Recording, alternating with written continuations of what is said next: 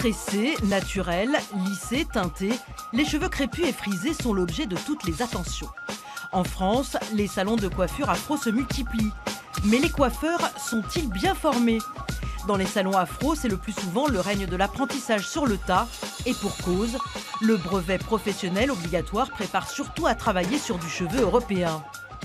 C'est pour pallier ce manque que l'école Olilor a été créée en 2014. Pour sa deuxième rentrée, l'école accueille près de 70 élèves. Aujourd'hui, la plupart des coiffeurs improvisent et ils vivent avec les moyens du bord. Donc, c'est pour arrêter, on va dire, ce phénomène-là, on a créé cette école pour qu'on dise aujourd'hui, le coiffeur, c'est celui qui coiffe tout type de cheveux, peu importe le client qui rentrera dans ce salon, qui soit habilité à le coiffer. Ici, on prépare au CAP, au brevet professionnel. Il y a aussi des stages de perfectionnement. Des cours théoriques, mais surtout pratiques, avec une spécificité. Les élèves acquièrent des connaissances sur cheveux européens et cheveux crépus. Cette double compétence, Jessica Louisus, professeure, aurait aimé la voir quand elle a passé son diplôme aux Antilles. J'ai passé mon CAP à l'époque, je l'ai passé sur cheveux européens car je n'avais pas la formation adéquate. Donc heureusement que Francis Olilo il est venu pour combler ce manque pour tous ces élèves qui voudraient, ces futurs coiffeurs qui voudraient un jour exercer leur métier correctement. L'école respecte le programme de l'éducation nationale avec toutes les options comme la permanente. C'est une technique qu'il faut maîtriser parce que c'est une épreuve à l'examen. La plupart des élèves n'ont qu'un seul but, ouvrir un jour leur propre salon. C'est le cas d'Olivia. Elle a obtenu son CAP en Martinique et veut obtenir son brevet professionnel. Elle cherchait une formation polyvalente. On peut faire la coiffure européenne comme afro, parce que 95% des écoles en France ne peuvent faire que les Européens. Et c'est pour ça que je cherche, ce que j'ai recherché, je l'ai trouvé. Bonjour, présentez-vous s'il vous plaît. Bonjour Lina, je m'appelle Michèle Simonet. Oui, comment avez-vous connu l'école Olilor? Alors, tout simplement parce que je me promenais au mondial, parce que je suis une passionnée de la coiffure, et je voulais faire une formation pour les cheveux métis, parce que mon petit-fils, mes petits-enfants, métis, sont métis, c'est vrai.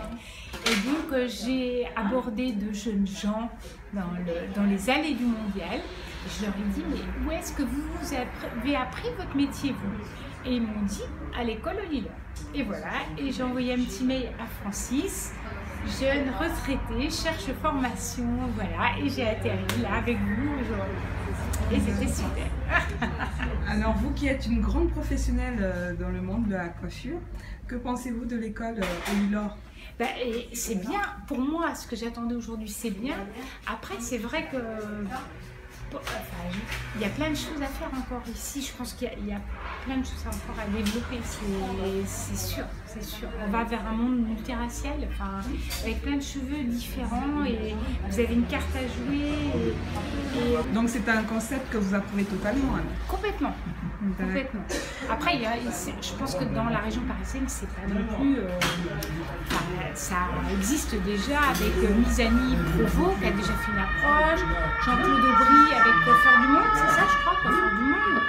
Hein, donc voilà, mais il faut que ça se développe. Il faut que ça se développe, sans forcément que ce soit une franchise. D'accord. Et si vous deviez parler de notre école, est-ce que vous le conseillerez à d'autres professionnels pour vous perfectionner? Ça c'est clair. Hein. Là, vous les filles, je vous aurais embauché. Hein. C'est clair, c'est clair. Après, comme je vous ai dit aujourd'hui, c'est apprendre bien les bases de votre métier. CAP, brevet, pas bouger. Et après, bouger. Voilà. Au départ, mais pas bouger. Prendre les examens et puis il faut être curieux du tout. Voilà, c'est ça. Écoutez, Micha, je vous remercie énormément. Merci à vous, les filles. Un dernier mot pour la fin, aussi, pour nous encourager, un dernier mot pour la fin. Travailler tous les jours un petit peu et avoir une étoile qui vous tire et vous dites moi aussi un jour je vais y arriver. Très bien, merci beaucoup. C'est moi qui vous remercie.